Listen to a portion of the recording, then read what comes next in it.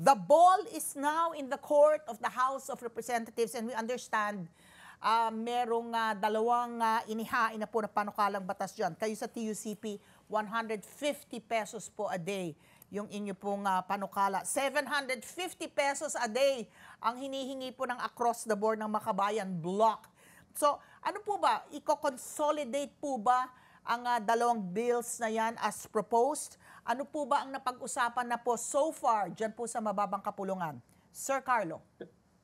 Kami po sa Trade Union Congress of the Philippines, we laud Speaker Martin Romualdez. Yung kanyang marching orders po is for the House Committee on Labor and Employment to immediately hear this bill. So, ang pangunahin ho naming bill, no, kagaya ho na nabanggit nyo, is yung House Bill number 7871 po. Yun ho yung across the board, 150 pesos wage increase po. No?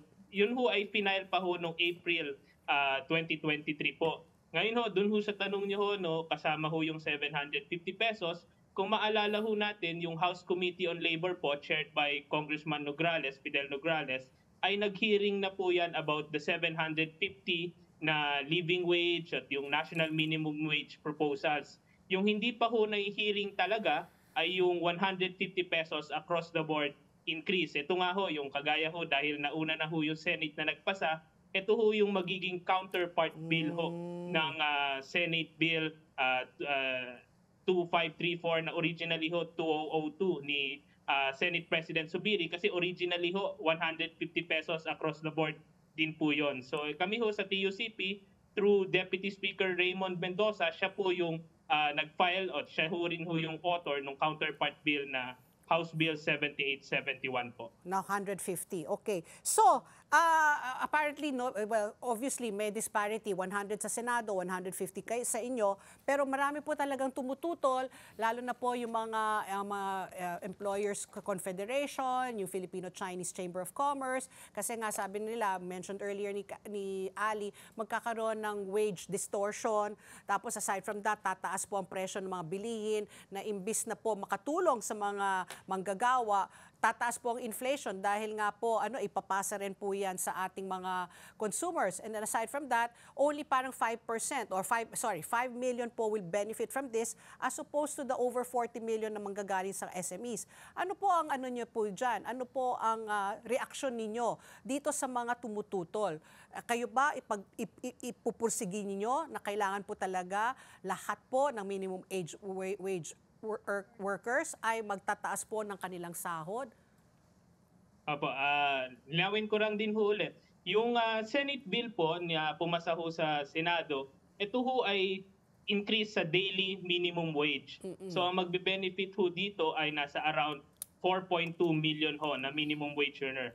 Yung isinusulong ho namin sa House of Representatives ay isang across the board, lahat ho ng manggagawa, which will benefit almost 9 million ho ng ating workers at higit pa ho sa private sector. Ngayon ho, yung katanungan niyo ho about sa mga concerns ng ating mga kaibigan sa business at social partners na employers, masasabi lang ho namin na gasgas na hong maituturing yung kanilang argumento. Kasi tuwing itinataas ho yung wage increase, kahit ho sa Regional Wage Board, same old ho yung ganitong argumento ho at tinutugunan naman ho namin punto por punto ho ito.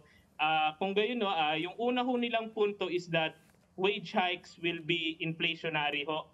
Kasi ipapasa lamang ho ng negosyo yung increased cost ho ng kanilang dagdag na sahod ng kanilang mga manggagawa. Kami ho, tinignan ho din ho namin yung historical data since 1986, since 1989 hanggang sa kasalukuyan ho. Almost every year ho, nagkakaroon ho ng pagtaas sa ating mga regional wage boards. Pero wala naman ho kaming makitang pattern na after ho tumaas yung sahod, tumataas din ho yung inflation. In fact ho, nung tinignan ho namin, the last legislated wage hike was 1989 po. Yun ho yung nag-establish ng regional wage boards. At that time po, ang minimum wage ho noon ay 64 pesos lang ho. At ang dinagdag ho ng Kongreso at that time was 25 pesos ho. Ang 25 pesos ho ngayon, ang halaga ho nito kung i-adjust natin sa inflation is already 160 pesos. So almost equivalent to the current 150 across the board that we are pushing po. But pag tinignan niyo ho yung 1989, pagdating ho ng 1990, hindi naman ho tumaas yung inflation, hindi rin naman ho tumaas yung unemployment rate. Gayon din ho, mas tinignan din ho namin ng madiin yung ano ho yung magiging impact nitong 150 pesos. Oo. Sa aming tansya ho, sa micro, small, medium at large enterprises ho, maglalaro lamang ho sa 9% hanggang 12% po yung porsyento ng cost na to, yung additional cost sa kanilang profit po. At matatandaan din naman ho natin, kagaya rin ho ng lagi sinasabi ni Senate President Zubiri, yung CREATE na nag-benefit sa kanila for the last 2 years ho, na nagbabaho ng kanilang income tax ng almost 12% po. So kayang-kaya hong i-absorb.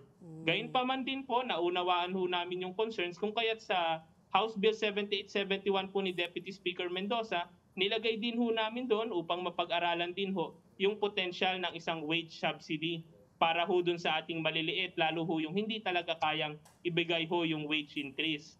Ngayon, yung pangalawang punto ho na binanggit nyo ho is that baka ho mawalan ng trabaho dahil kung tataasan ho yung sweldo, magbabawas na lang po kasi hindi ho makapagbayad.